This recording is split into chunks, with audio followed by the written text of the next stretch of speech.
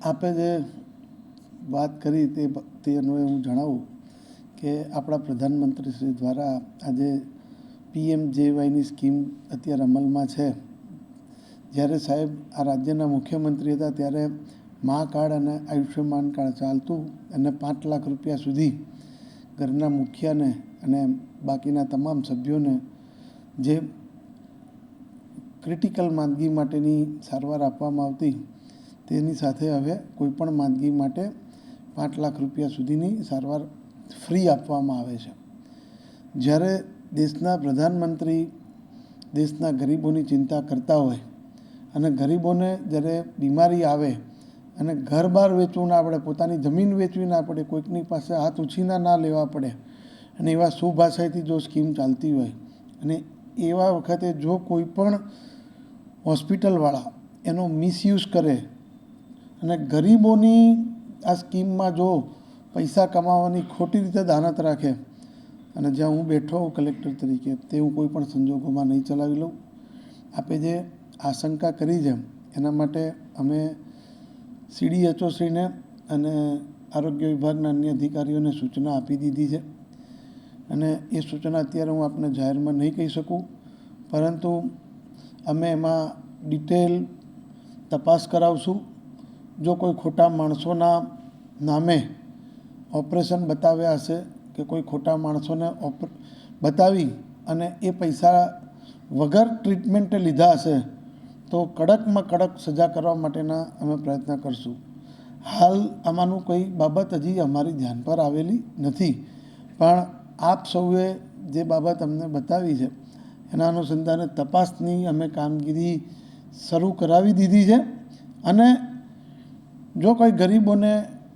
જે સરકારની સ્કીમ માટે ગરીબોની જે સરકારના ટેક્સના પૈસામાંથી ચૂકવણું કરવામાં આવે અને પોતે પૈસા કમાવા માટે કોઈ પણ હોસ્પિટલ